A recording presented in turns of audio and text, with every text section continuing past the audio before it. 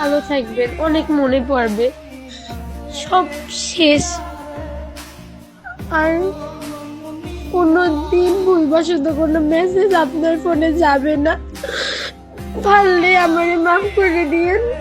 আমার নিজের ভুল হয়েছে, এত অল্প সময় আপনাকে আপন ভাবা আর ডিস্টার্ব করার জন্য সব থেকে বড়ভাবে ক্ষমা চাচ্ছি।